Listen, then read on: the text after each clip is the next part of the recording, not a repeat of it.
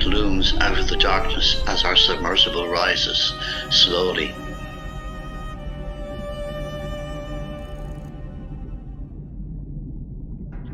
What looks like a large elephant trunk is in fact stalactite structures called rusticles. These are formed when iron-eating bacteria attacks the steel and sunken ships.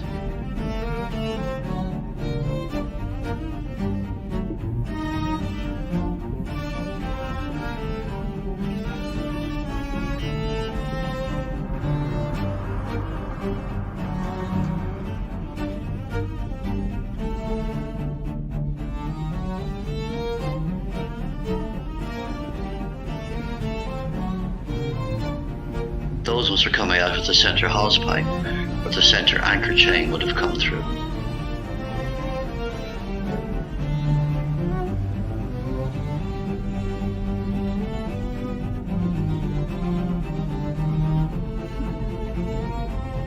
We're now approaching the forward railings of the very prow of the Titanic, and we can see more rusticles draped over those railings and a small little bamboo coral pointing forward.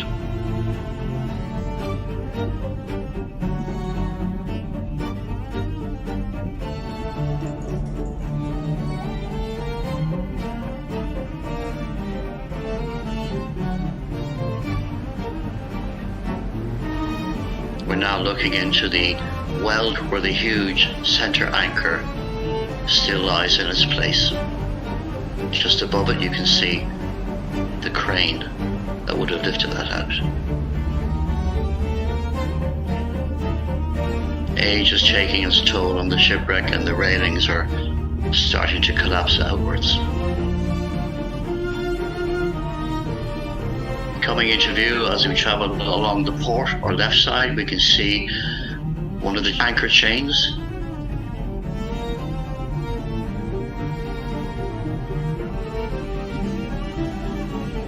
And in the distance on the right hand side, some mooring bollards and a very large bronze capstan comes into view. Still glistening and shining after 111 years on the seabed. The anchor chains are now moving there towards the windlasses where they would have pulled them back down into the chain locker at the bottom of the ship.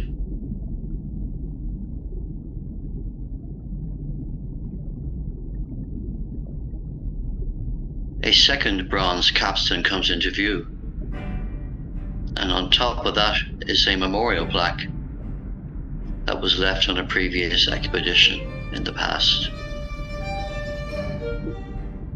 Over on the left hand side we can see the entrance into hold number 1. This whole deck area is known as the forecastle deck.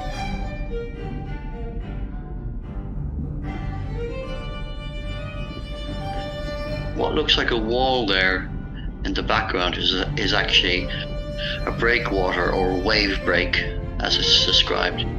This would have deflected large waves that were breaking over the bow of the ship and deflect them away to the sides.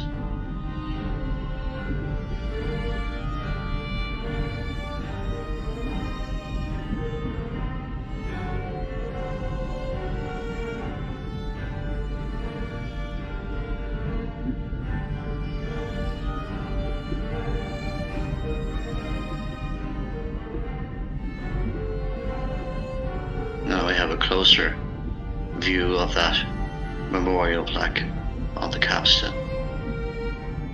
We're now making our way passing number 1 hold, and just behind number 1 hold are the steam winches that would have been used to lift items and objects out of the holds. And there's a much better view of the wave break.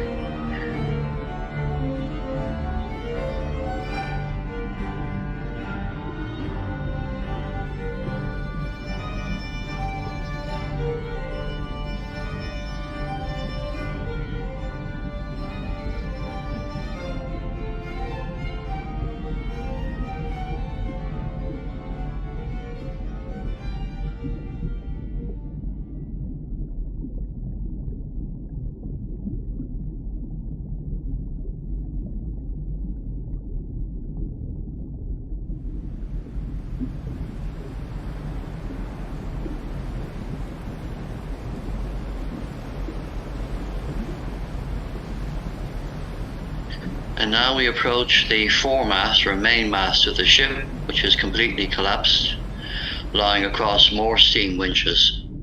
When I first dived on the ship in the summer of 2000, the mainmast lay right across the well deck onto the bridge. And now, as we can see, it has completely collapsed. It's very sad to see it like this. Looking down into the well deck, we can see the doorway that would have stepped out onto the crow's nest. The crow's nest where Frederick Fleek, the lookout, spied the iceberg. The bell would have hung just above the doorway on that hook.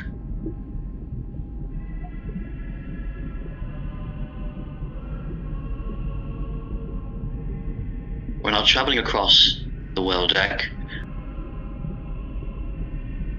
One of the electric cranes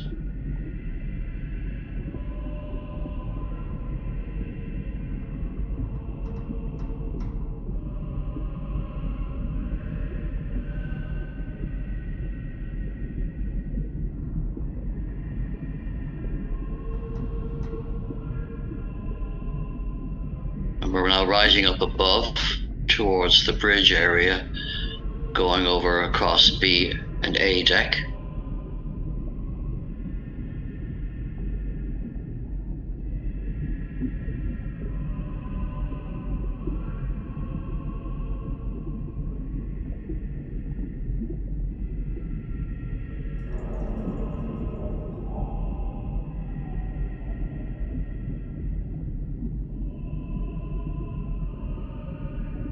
The whole area of the bridge on the Titanic was made out of timber, and it got destroyed in the sinking. And all that is left in that whole area is the bronze telemotor. The telemotor was a pump that the main wheel was attached to.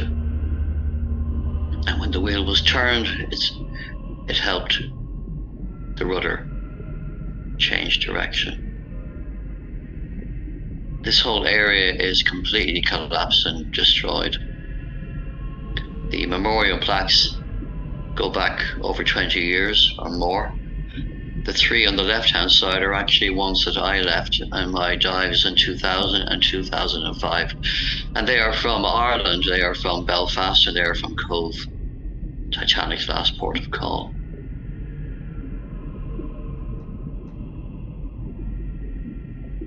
Just there on the left-hand side, you can see a bent, shiny bar.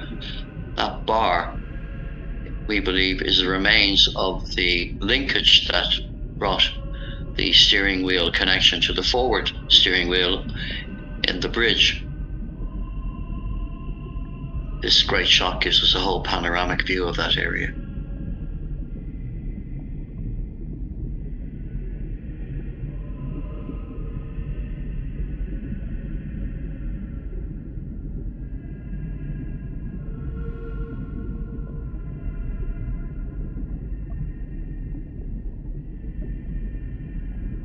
Now the wall behind the telemotor here is in fact, and what looks like three windows are actually dummy windows that were placed into the navigation and chart room and the pilot's room. They actually let light in from the chunking area that left air ventilate down. On the left there is the remains of Captain Smith's cabin, which is completely destroyed now. It was quite intact when the wreck was first discovered in 1985. But nature is taking its toll. We're now approaching the casing number one, the funnel, where the funnel number one was, which would have gone all the way down to the boiler rooms and the uptakes for the smokestacks.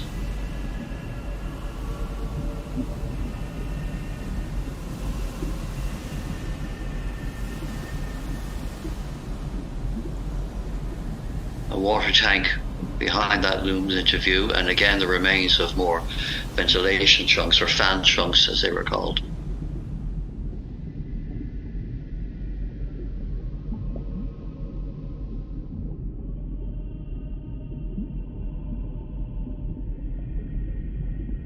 And now we're just coming towards the expansion joint, and we can see the remains of skylights and holes in the roof there. And they led down into the Marconi room, where Jack Phillips and Harold Bride sent out their messages, their SOS messages of distress.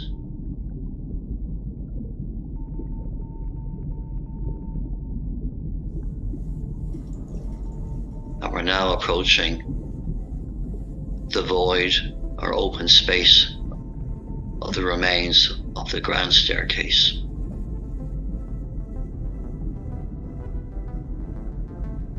There's nothing to see of the ground staircase. That was completely destroyed in the sinking.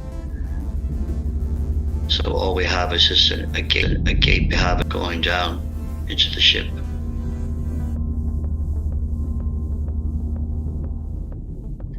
We'll be coming back to that in a few minutes just to have a better look.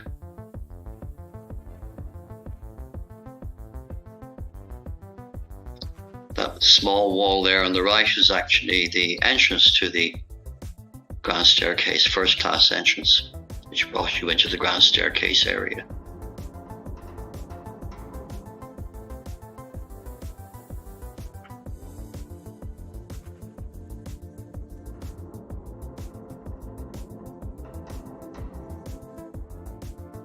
This area we're approaching now is the reading and writing room area and the first class lounge. And it's also the area where the ship broke in two, so a lot of this is quite destroyed and a bit difficult to make out. But just to the left-hand side there is the void where the second funnel was.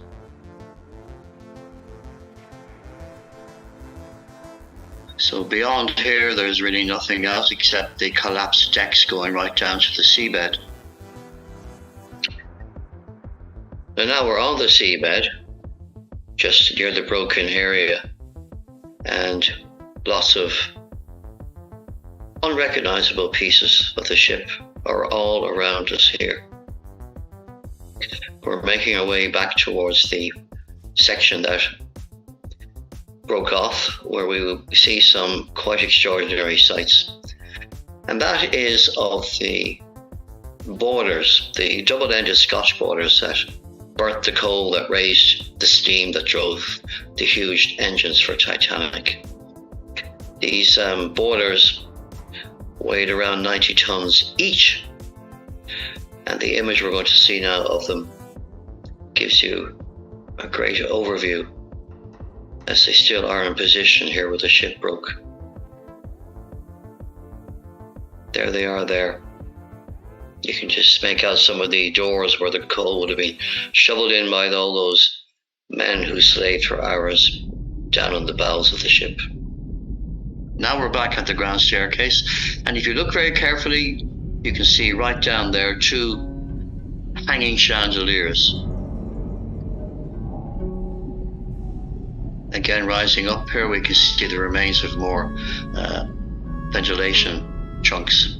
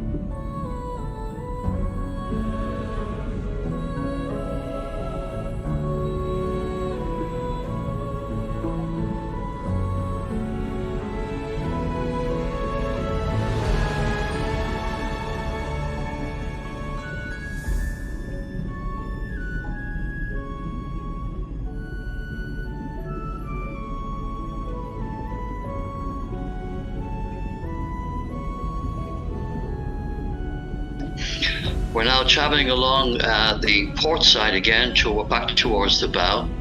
The boat deck just there on the right hand side, and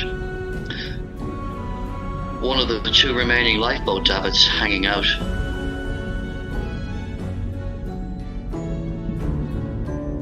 It gives you pause to think about the people who got into those lifeboats.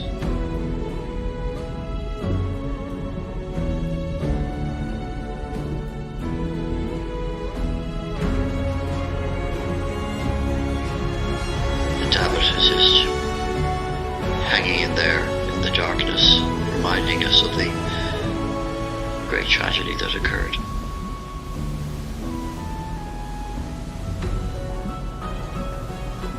Now we are approaching on the starboard or the right hand side of the ship, looking at the cabin room windows on B deck. And all those white items and objects are actually bamboo coral. And as we get closer, we can have a very good look at those, and also have a very good look at the rust and more rusticles draped over those windows. If you look intently at the window on the left, you can just make out inside there some of the window fittings. The thrusters from the submersible are causing that dust. We can see some soft coral. And there is a scuttle or a drainage area for water to pour off the side of the ship. And that's an interesting little gate there. You can see the hinge, two hinges, top and bottom, on the right hand side. We're at the very forward end now here of B deck.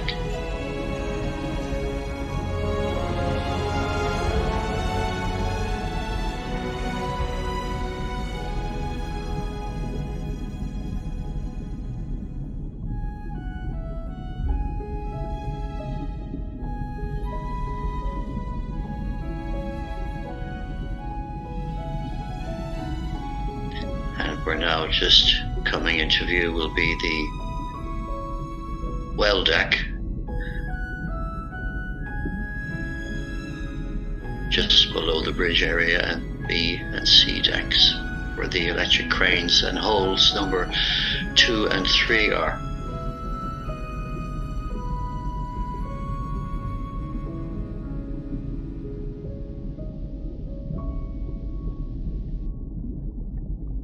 As our camera pans over that little curved area, we can get a good look at some of the estimated 3 million rivets that held all the ship together. In the background there is the other electric crane. We'll get a better view of it now in a moment.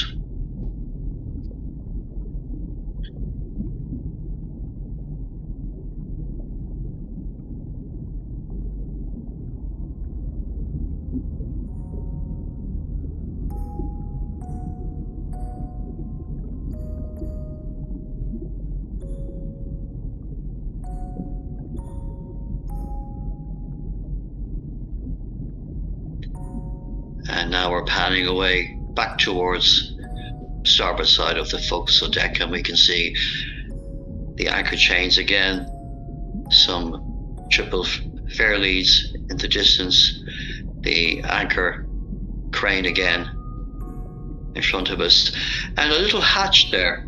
Just see it there, the lid is gone from it. That goes all the way down about 3 or 4 or 5 decks. And that wire draped over the anchor chain there is probably one of the ones that held the crane in position. And we make our way away into the darkness as we think about where we've just been.